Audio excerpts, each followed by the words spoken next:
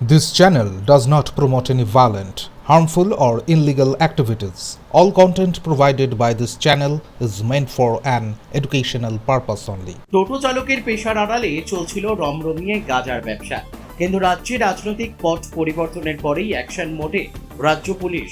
দুর্গাপুরের কাকসা থানার পুলিশ পানাগড় বাজার সংলগ্ন ক্যানেলপাড় এলাকায় এক অতর্কিত সার্জিক্যাল স্ট্রাইক চালায়।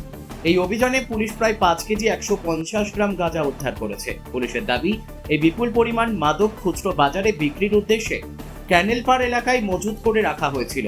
অভিযানের সময় জিজ্ঞাসাবাদের জন্য এক মহিলাকে আটক করে পুলিশ। পুলিশের জেরার মুখে ওই আটক হওয়া মহিলা এক প্রকার বিস্ফোরক স্বীকারোক্তি দেন। তিনি সাফ জানান, এই অবৈধ কারবার বীরভূমের বোলপুর থেকে আসত এবং পূর্বতন তৃণমূল জমানায় তা সম্পূর্ণ বিন্দাস চলত। রাজ্যে রাজনৈতিক পালাবদল ঘটতেই এই রমরমা বেআইনি ব্যবসা বন্ধ হয়ে গেল। তদন্তে জানা গেছে, এই মাদক চক্রের জাল শুধু জেলাতেই সীমাবদ্ধ ছিল না। বীরভূমের বোলপুর থেকে গাঁজা এনে রীতিমতো পুড়িয়া বানিয়ে তা ভিন রাজ্যের বিভিন্ন প্রান্তে দেদার বিকত। এই আন্তর্জেলা মাদক পাচারকারীরা পানাগড় ও সংলগ্ন এলাকায় নিজেদের বড়সড় জাল বিস্তার করেছিল। কাকসা থানার পুলিশ গোপন সূত্রে খবর পাওয়ার পরপরই তদন্ত শুরু করেন। কাকসার এসিপি আলী রেজা এবং কাকসা থানার আইসি অমিত দেব এই অভিযানের নেতৃত্ব দেন।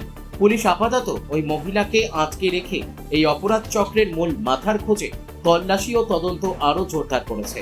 এই সফল অভিযানের পর রাজনৈতিক পারদ চড়তে শুরু করেছে শিল্পাঞ্চলে। দুর্গাপুরে পূর্বের নবনির্বাচিত বিজেপি বিধায়ক চন্দ্রশেখর বন্দ্যোপাধ্যায় এই ঘটনার কড়া প্রতিক্রিয়া দিয়ে বলেন, পূর্বতন সরকারের আমলে এই ধরনের অপরাধীরা প্রশ্রয় পেত।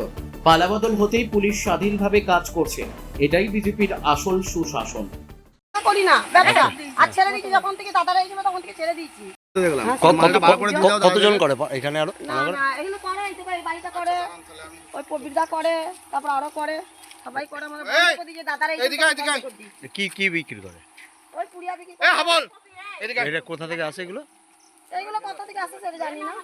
এটা কি এটা কি ব্রাউন সুগারটা?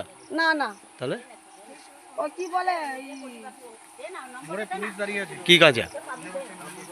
হ্যাঁ, এখানে বিক্রি অনেকজনা করে, প্রবীরদা করে, ভূতদা করে, অনেকজনাই করে। কিন্তু আমাদেরকে যখন এই দাদারা বারণ করে দিয়ে গেছে তখন আমরা বারণ শুনে নিচ্ছি, আর করি না তখন থেকে। হ্যাঁ, আনছে কোথা থেকে? আনছেন কোথা থেকে?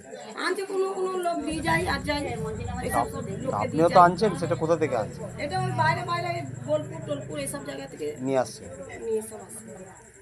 নিয়ে আসে না, সব দিয়ে যায় বাড়িতে। মানে এটাই আপনাদের মেন ব্যবসা, তাই তো? না, আমাদের এটা না, আমাদের টোটো আছে, টোটো চালাই। আগে এটা করতাম, যতদিন বন্ধ করছি ততদিন বন্ধ করে দিচ্ছি, আমরা আর করি না, বন্ধ করে দিয়েছি। টোটোর মতো কি এত লাভ হয়? না, টোটো চালাই। হ্যাঁ, টোটোতে এত লাভ হয় কি? গাঁজা বেচে যত লাভ। আর বিক্রি করি না দাদা, আগে করতাম, এখন বন্ধ করে দিয়েছি। যখন থেকে পার্টির লোক এসেছিল, টিম কি বলে বিজেপি পার্টি ছেলে এসেছিল, 20-25 জন 30 জন মতো এসেছিল, নিয়ে বলে গেছিল যে বন্ধ করে দেবে তোমরা। আমরা তখন থেকেই বন্ধ করে দিয়েছি। মালগুলো ঘরে রয়েছে, এবারে ওইগুলো বিক্রি হয় না, কি করবে? শুভেন্দু অধিকারী মহোদয় বলেছেন যে পুলিশের গায়ে যদি কেউ হাত পড়ে তাহলে আমার থেকে খারাপ পুলিশ মন্ত্রী কেউ হবে না। এটা শোনার পরে মমতা পুলিশ যারা ছিলেন তারা অলরেডি কোমায় চলে গেছেন, আর বাকি যারা রাজ্যের পুলিশ আছেন তারা সক্রিয় হয়েছেন। মমতা পুলিশ কোমায় পৌঁছেছেন, আর রাজ্যের পুলিশ সক্রিয় হয়ে গিয়ে যেখানে যেখানে এই আন্তঃরাজ্য গাঁজা ডোডো পাচারকারী যারা ছিলেন তাদের একদম সুব্যবস্থার মাধ্যমে ব্যবস্থিত করা হয়েছে। 3rd ডিগ্রি প্রয়োগ হচ্ছে। তারা বুঝতে পারছেন যে এই সরকারের আমলে এসব চলবে না। তাই আজকে গাঁজা পাচারকারী ডোডো পাচারকারীরা পানাগড়ে ধরা পড়ছে এবং তাদের কাস্টডিতে নেওয়া হচ্ছে এবং আইন অনুযায়ী তাদের সাজা প্রদান করা হচ্ছে। আর আগের সরকারের সময় অনুব্রত মণ্ডল বীরভূম থেকে প্রেস করে বলতেন, ওকে 2.5 কিলো গাঁজা দিয়ে দে, ওকে 3 কিলো গাঁজা দিয়ে দে, 250 গ্রাম গাঁজা দিয়ে দেন, এই কেস দিয়ে ঢুকিয়ে দেন। আমাদের সরকার তো অনুব্রত সরকার নয়, এই সরকার মানবিক সরকার, তাই এখানে গাঁজা পাচারকারীদের অ্যারেস্ট করা হয়।